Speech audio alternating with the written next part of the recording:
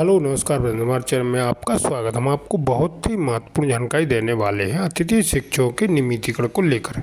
BJP प्रवक्ता ने स्पष्ट किया है कि अतिथि शिक्षकों के हित में नीति बनेगी और अतिथि शिक्षकों का नियमितीकरण किया जाएगा। और अतिथि शिक्षकों का अभी तक जो वेतन नहीं बढ़ा, जो शिवराज सिंह चौहान जी ने बोला था, वो वेतन भी बढ़ाया जाएगा। जैसे 5 की जगह 10 और 7 की जगह 14, 9 की जगह 18,000 जो देना था वो अभी दिया नहीं जा रहा, लेकिन आगे दिया जाएगा। ठीक है, स्पष्ट किया है बीजेपी प्रवक्ता ने। अतिथि शिक्षकों के नियमितीकरण के लिए भी नीति बनाई जाएगी, ऐसा कहना है बीजेपी प्रवक्ता का। और अतिथि शिक्षकों के हित में सरकार फैसला लेगी और अतिथि शिक्षकों का अच्छा करेगी। ठीक है फ्रेंड्स, और अतिथि शिक्षकों के विभागीय परीक्षा की जो घोषणा की गई थी गुरुजी की तरह, वो भी ले सकती है सरकार, ऐसा कहना है बीजेपी प्रवक्ता का। कांग्रेस ने सवाल उठाया कि सरकार ने अभी तक कोई भी अतिथि शिक्षकों को जो घोषणा की थी वो अभी तक पूरी नहीं की, तो कब करेगी। तो उनका कहना है कि जल्दी नीति बनाई जाएगी। मैं पूरी जानकारी आपको देने वाला हूँ, लाइव वार्ता भी सुनाने वाले। वीडियो बने रहा, वीडियो पूरा देखें। वीडियो अच्छा लगे तो लाइक और चैनल को सब्सक्राइब जरूर कर लें, अपडेट पाने के लिए। मैं इस आधार पर कह रहा हूं क्योंकि अभी राठौर साहब ने कहा कि जो उनकी जो सैलरी थी, मानदेय था, जो डबल किया जाना था वो तक नहीं किया गया। अब सोचिए, वर्ग 3 को 5,000 मिल रहा है, वर्ग 2 को 7,000, वर्ग 1 को 9,000। 5,000 वाले को जब डबल किया जाएगा तो 10,000 होगा, वर्ग 2 का 14,000 होगा और उनका 18,000 होगा। और परमानेंट होने के बाद तो मैं समझता हूं कि मिनिमम 20-25,000 रुपए सैलरी हो जाएगी। तो जब ये 5,000 वाले को 10,000 नहीं दे पा रहे हैं तो ये 25,000 क्या देंगे? तो ये सरासर अतिथि शिक्षकों को धोखा दे रहे हैं। और आज के जमाने में जब सुबह से शाम तक हमारे गुरुजी, हमारे शिक्षक पढ़ा रहे हैं, तो क्या 5,000 रुपए में खर्चा चलता है? आज 400 रुपए किलो धनिया है, ठीक है, सब्जियों के दाम जो है 100 रुपए किलो के ऊपर जा रहे हैं, कितनी महंगाई है।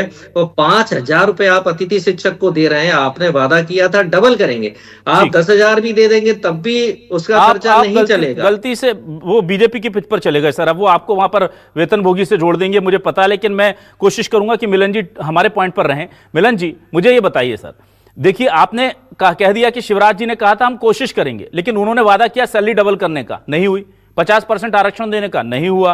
गुरुजी की तरह पात्रता परीक्षा लेने की, नहीं हुई। तो जो वादे किए वो भी तो पूरे नहीं हुए सर, वो कब पूरे होंगे? अभिलाष जी देखिए, कोशिश करने वालों की हार नहीं होती जी। वो मध्य प्रदेश के हर इतना निर्णय लेती आई, इस निर्णय को भी लेंगे। देखिए, हम विचार ये नहीं कह रहे कि नहीं करेंगे, लेकिन इसकी नीति बनेगी, इसकी पारदर्शिता के साथ कैसे नियमित किया जाए, इस पर चर्चा भी की जाएगी।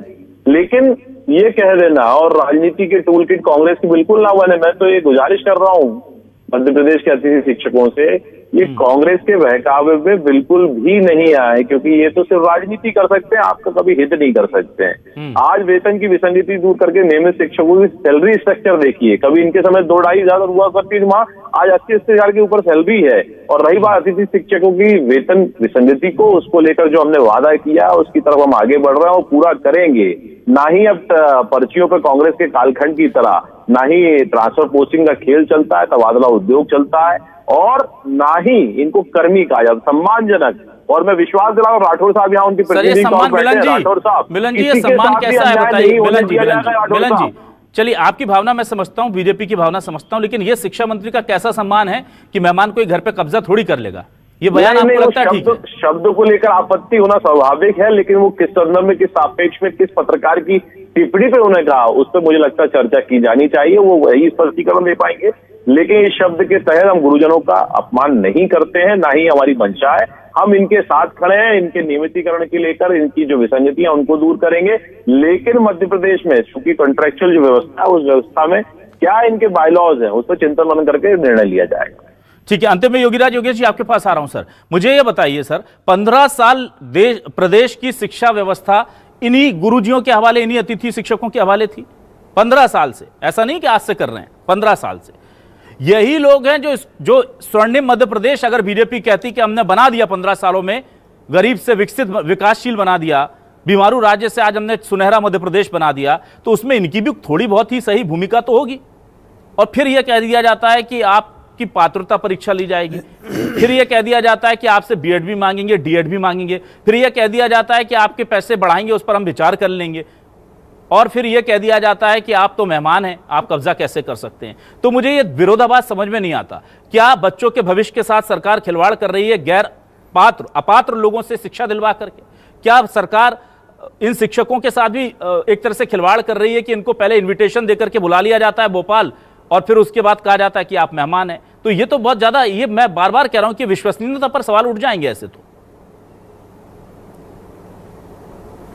नहीं, बिल्कुल सही है। और मान लो मेहमान भी हैं तो मेहमान भी तो देवता ही होता है अपने यहाँ। और 15 साल सर कोई रहता है तो वो मेहमान थोड़ी होता है। 15 साल से शिक्षा 15 साल कौन मेहमान रहता है सर जी?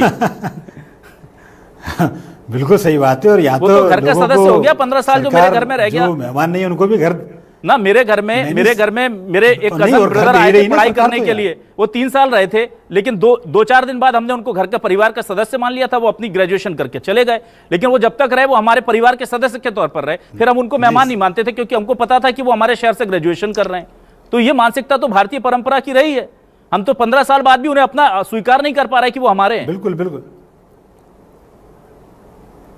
हाँ, लेकिन एक पिक्चर आई थी बीच में, अतिथि तुम कब जाओगे। हाँ। हो सकता है इस वाले सिद्धांत पर चल रही हो सरकार, लेकिन एक बात ये जरूर है कि एक बात मैं जरूर कहना चाहता हूँ। 15 साल से ये जो गुरुजी अतिथि शिक्षा व्यवस्था संभाल रहे हैं, उनमें ऐसा नहीं है कि केवल प्राइमरी लेवल के लोग, उसमें पीएचडी और फिलॉसफी और इन सबसे एमफिल लोग हैं उसमें, मतलब वेल हाईली एजुकेटेड लोग हैं। तो आप उनको ऐसे नकार नहीं सकते। लेकिन आपने अभी चर्चा के बीच में एक बहुत अच्छी बात कही थी कि ये शिक्षा विभाग के अधिकारियों का जो है गणित बहुत कमजोर है। मैं तो ये कहता हूं कि ना केवल उनका गणित कमजोर है, क्योंकि उनको पता ही नहीं कि कितने के शिक्षकों की कमी है, उनका भूगोल भी कमजोर है। उनको ये नहीं पता कि किस जगह कितने शिक्षकों की जरूरत है। ये केवल उनका इकोनॉमिक्स बहुत अच्छा है, अर्थशास्त्र बहुत अच्छा है उनका। वो तो ये जानते हैं कि पैसा कहां से आएगा या कैसे कर्मचारियों का पैसा कैसे रोका जाए। तो जब आप इस मानसिकता से काम करेंगे तो समस्याएं पैदा होंगी। शिवराज सिंह चौहान की इस मामले में बहुत तारीफ करना चाहिए कि उन्होंने खुले दिल से जिन शिक्षकों को 500 रुपए मिलते थे उनको आज 50,000 कर दिया। यही मानसिकता की अब जरूरत है। जो अतिथि शिक्षक हैं वो वेल क्वालिफाइड हाईली एजुकेटेड लोग हैं, उनको नियमितीकरण किया ही जाना चाहिए। लेकिन जैसा मैंने चर्चा में पहले ही बताया था, ये सब चुनाव के 6 महीने पहले होगा। तो मेरा ये मानना है तब तक हो सकता है कि जिसकी चिंता रमेश जी कर रहे हैं या जिसकी चिंता तब तक आपकी योगेश जी, मेरी और चाहे वो रमेश जी हो, चाहे राम पांडे जी हो और मिलन जी की भी ये जिम्मेदारी है कि एक भी अतिथि शिक्षक नौकरी से ना निकाला जाए, क्योंकि ये वो लोग हैं जो पहले ही ठगे गए। 5,000 में ये शिक्षा दे रहे हैं, 15 साल से 5,000 में कोई नौकरी कर रहा। आप सोचिए फिर बीजेपी को किस मुंह से कहने का हक है कि आपने 1800 में शिक्षा संविदा कर्मी रख लिए थे। आप खुद भी तो 5,000 में करा रहे हैं आज के जमाने में। तो फिर मेरा यही कहना है कि अगर जो आडंबर शिक्षा विभाग के अधिकारियों ने नई सरकार के सामने रच रखा है, सरकार को भी देखना होगा संजीदगी से कि ये जो डेटा दे रहे हैं, ये जो बातें कह रहे हैं, उसमें सच्चाई क्या है, और अतिथि शिक्षकों से भी संवाद करना चाहिए। मैं बिल्कुल इस बात पर यकीन रखता हूं कि सरकार संवेदनशीलता से विचार करेगी, पर कोशिश यही है कि एक भी अतिथि शिक्षक की नौकरी ना जाए। आपके पास अगर कमी है तो आप नौकरी से निकालने के लिए नहीं, इन लोगों को कैसे रेगुलर कर सकते हैं, नए लोग कहां से आ सकते हैं, कैसे नियुक्ति हो सकती है, उस पर विचार करें अधिकारी, तो ज्यादा अच्छा होगा। यह बहुत आसान तरीका होता है कि खर्चा कम करना है तो नीचे से सबसे कम बेचारे जो सबसे मजलूम लोग हैं उनकी छटनी करनी शुरू कर दो। तो तमाम तरीके से शिक्षा विभाग का खर्च भी कम हो सकता है, शिक्षा विभाग के ऊपर जो पड़ रहा आर्थिक बोझ है वो भी कम हो सकता है, शिक्षा की व्यवस्था भी अच्छी हो सकती है अगर इच्छा शक्ति अच्छी है। सरकार की इच्छा शक्ति साफ है, सरकार ने पहले वादा किया था, अभी भी कह रही है, पर लगता है कि कुछ अधिकारी राह का रोड़ा बन गए अतिथि शिक्षकों के। अब देखते हैं कि उनकी चलती है या सरकार की मंशा कामयाब होती है। बहुत